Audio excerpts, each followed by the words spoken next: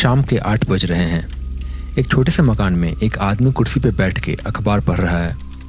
घर में ज़्यादा सामान नहीं है, लेकिन जो कुछ भी है बहुत अच्छे से सजाया हुआ है। वक्त है 2002 का।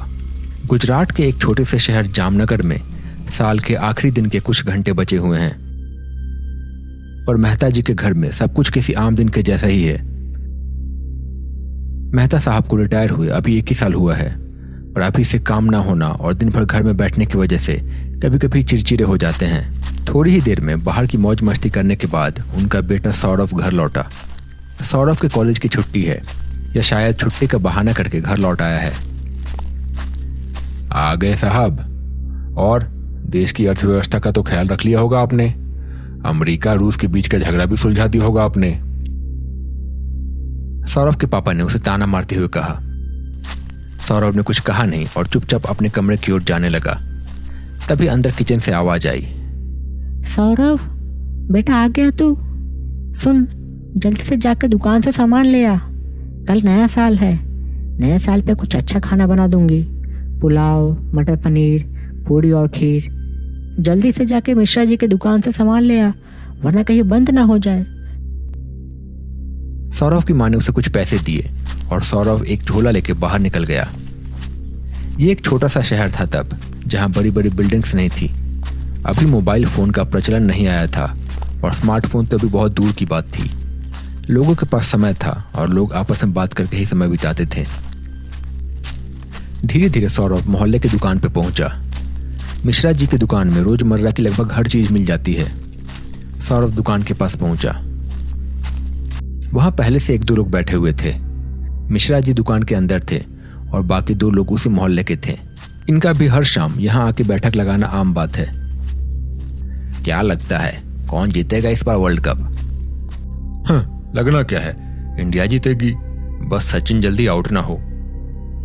हाँ, मुझे भी यही लगता है। इतने में सौरभ वहां पहुंचा। चाचा, मम्मी ने यह सामान लाने के लिए बोला है, ये दे दीजिए। मिश्रा जी पर्ची लेकर सामान निकालने लगे। इतने में उन्हें ऐसा लगा कि सामने अंधेरे में कोई बैठा हुआ है। रास्ते पे थोड़ी दूर पे ऐसा लगा जैसे कुछ रख के कुछ कर रहा है। फिर चुपचाप बड़ी तेजी से निकल गया। मिश्रा जी उधर ही देखते रहे। क्या हुआ चाचा, किस सोच में पड़ गए? अरे नहीं, कुछ नहीं। सामने किसी ने कुछ तो रखा है। मुझे लग रहा है किसी ने कुछ किया है। वो सब वहां पहुंचे। उन्होंने देखा कि वहां पे एक थाली रखी हुई थी जिसमें नींबू, मिर्ची, लाल सिंदूर और कुछ मिठाई भी रखी हुई थी। ये सब तंत्र मंत्र इन्हें मेरे ही दुकान के सामने करना है। साले कहां से आ जाते हैं, चैन से जीने भी नहीं देते। ना जाने क्या होने लगा है आजकल। पता नहीं कैसे कैसे लोग आके रहने लगे हैं यहाँ पे।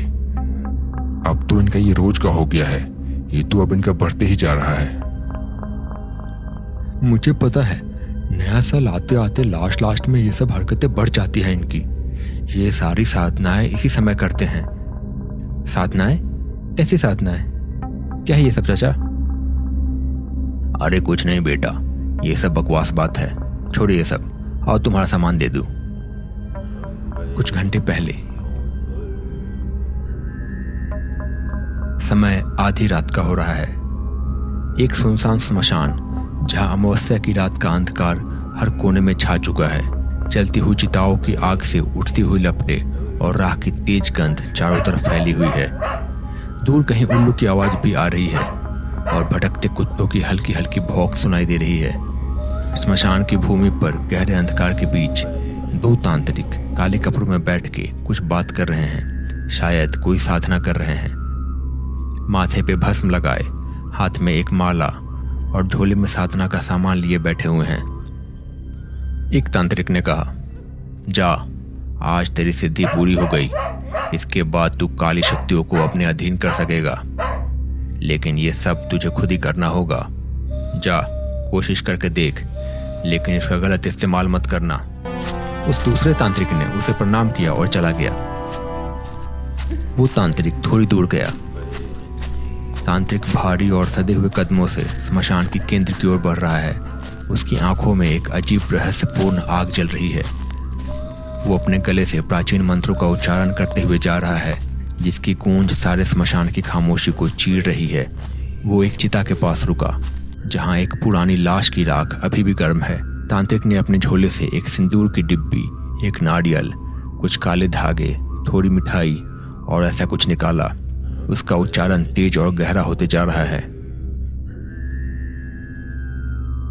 आज की रात तुम्हें बंधन को तोड़ के मेरे वश में आना होगा। ओ काल आत्मा, तुझे मेरा गुलाम बनना होगा। उसने चाकू से एक गड्ढा बनाया और उसमें चिता की राख रख के कुछ मंत्र जाप करना शुरू किया। हवाएं और तेज चलने लगी और आसपास के पेड़ों के पत्ते जोर जोर से खड़खड़ाने लगे। तभी अचानक से हवा में एक परछाई दिखाई देने लगी। तांत्रिक ने मुस्कुरा के अपना मंत्र बंद किया। आ गया, अब तुझे मेरा काम करना होगा। एक काली धुंध सी तांत्रिक के सामने घूमने लगी। तांत्रिक ने अपने पास की माला से उस धुंध को अपने बंधन में बांध लिया। अब तू मेरी आज्ञा के बिना कुछ नहीं करेगा। तू मेरी शक्तियों का एक हिस्सा बन चुका है और मेरी इच्छा के अनुसार ही काम करेगा और जैसा मैं बोलूंगा वैसा ही तू चलेगा।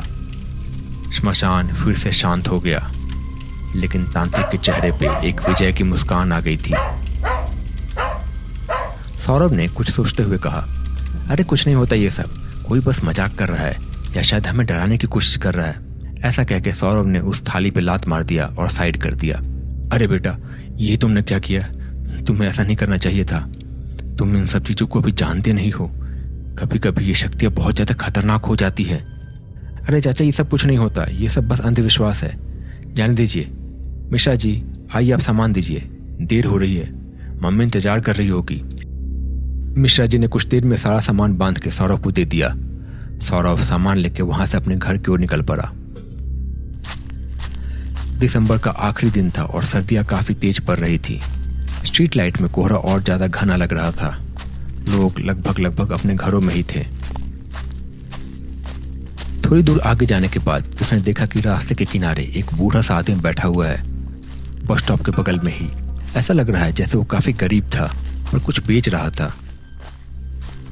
जब सौरभ उस आदमी के पास से गुजरा तो उस आदमी ने कहा, बेटा कुछ सामान खरीद लो, सुबह से कुछ बिका नहीं, घर जाने पे खाने के भी पैसे नहीं होंगे। सौरभ ने उसे देखा और उसकी हालत देखी उसे दया आने लगी। काका, इतनी रात में यहाँ क्यों बैठे हो? घर जाओ, ठंडी लग जाएगी। बेटा कुछ सामान खरीद लो, फिर मैं चला जाऊंगा। अच्छा बताओ, क्या बेच रहे हो आप? सौरभ ने देखा कि वो आदमी कुछ खिलौने, कंघिया और ऐसा ही कुछ सामान बेच रहा था। सौरभ के पास भी ज्यादा पैसे नहीं थे, फिर भी उसने 10 रुपए दे के एक कंघी खरीद ली। अच्छा चाचा, अब जाओ, बहुत देर हो रही है। हाँ, अब चला जाता हूँ, अब मैं जा सकता हूँ। इसके बाद सौरभ उसी रास्ते पे आगे चलने लगा, पर अब उसे अचानक से कुछ अजीब सा महसूस होने लगा। उसकी कमर में दर्द होने लगा, पर उसने उस बात पर ज्यादा ध्यान नहीं दिया और आगे की ओर बढ़ने लगा। सौरभ ऐसे ही अपने घर की ओर बढ़ने लगा। उसका मोहल्ला आ गया। सामने ही मोहल्ले के कुछ लड़के बैडमिंटन खेल रहे थे। कहीं से एक्सटेंशन कॉर्ड का जुगाड़ करके उन्होंने बैडमिंटन का नेट के पास बल्ब लगा दिया था और हर रात को ये लड़के वहां पे बैडमिंटन खेलते थे। उनमें से एक ने सौरभ से पूछा, भाई आ रहे क्या खेलने? सौरभ ने बात सुनी पर अनदेखा कर दिया और चुपचाप आगे बढ़ता गया। जवाब भी नहीं दिया, शायद सुना नहीं होगा। उसके बाद वो लोग आपस में खेलने लग गए। कुछ देर के बाद सौरभ अपने घर पहुंच गया। उसके बाद उसने सामान रख दिया और चुपचाप अपने कमरे में चला गया। इसे क्या हो गया? बड़ा चुप सा है। पता नहीं, आजकल के सारे लड़के अपने ही धुन में रहते हैं।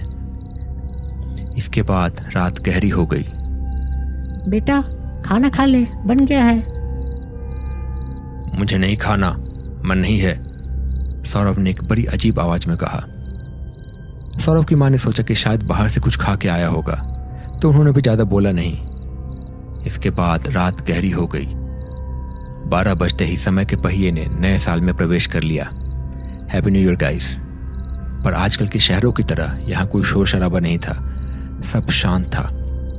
धीरे धीरे सुबह हो गई। सौरभ अभी भी सो रहा था। सौरभ बेटा उठ, बहुत देर हो गई, कब तक सोते रहेगा?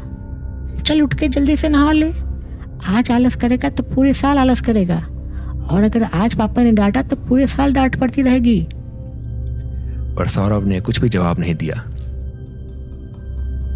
सारी आदत तुमने ही खराब करके रखी है, ये भी कोई वक्त है सोने का? रुको, अभी मैं खबर लेता हूं।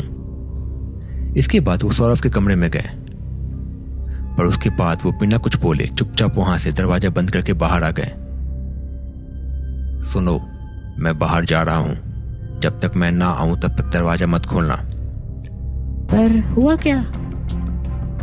कुछ नहीं, बस जब तक मैं ना आऊं तुम दरवाजा मत खोलना, और सवाल मत पूछो अभी, पर जो बोला है वो करो, और हरगिज दरवाजा मत खोलना। इसके बाद सौरभ के पापा वहां से बाहर चले गए। थोड़ी देर में वो बड़े परेशान से एक रास्ते पे आगे चलते गए। वहां एक बड़ा सा पीपल का पेड़ था, और उस पेड़ के पास एक छोटा सा घर था। वो घर के अंदर गए। उस घर में एक आदमी बैठा हुआ था और कुछ सोच रहा था। भगत जी, मुझे आपकी मदद की जरूरत है। क्या हुआ?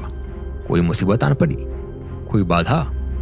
भगत जी, मेरा बेटा ठीक से बात नहीं कर रहा था। जब मैं उसके कमरे में गया तो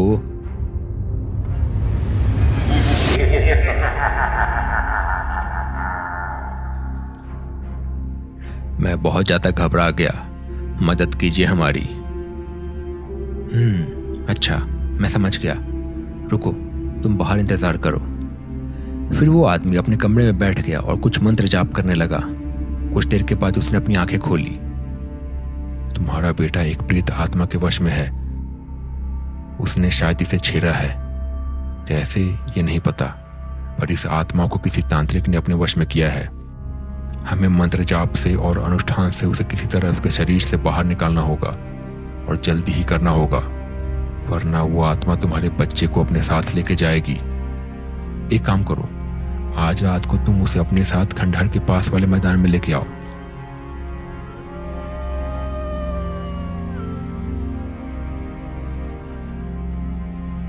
रात ढल आई।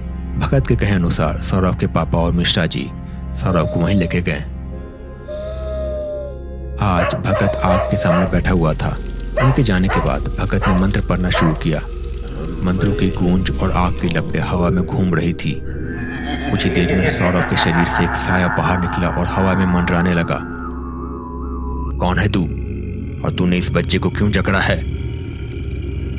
मुझे कैद किया गया है, इसे ले जाने का आदेश दिया गया था। बोला गया है एक जान लेके आऊंगा तो मुक्ति मिलेगी। इसे छोड़ दे, मैं तुझे मुक्त कर दूंगा।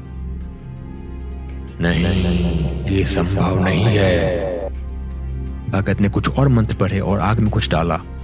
अचानक वो साया तेज चीखते हुए गायब हो गया। सौरभ होश में आने लगा। भगत उसकी तरफ मुड़ के मुस्कुरा दिया, लेकिन उस मुस्कान में एक अजीब सी बात थी। भगत जी, क्या हुआ? वो गया? भगत जी ने एक ठंडी सी मुस्कान के साथ कहा, हाँ वो गया, अब तुम बिल्कुल सुरक्षित हो। लेकिन जैसे ही लोग सौरभ को लेकर जाने के लिए आए, भगत ने एक पल के लिए आग में झांका। आग के अंदर उसे एक साया दिखा और उसकी आंखों में पहचान का एक डर था। जैसे ही लोग सौरभ को लेकर जा रहे थे, एक और आवाज भगत के कान में गूंजी। एक पुरानी, गूंजती और ठंडी आवाज। तू समझता है तूने मुझे मिटा दिया। मुझे अपने शब्द याद है भगत। एक जान की बात हुई थी और वो जान अभी भी बाकी है। भगत ने अपने माला को और जोर से थाम लिया, लेकिन उसके चेहरे पे पसीने की बूंदें गिरने लगी थी। सौरभ तो बच गया था, पर अब भगत के चेहरे पे डर का साया था। श्मशान का अंधकार और ज्यादा गहरा होने लगा था।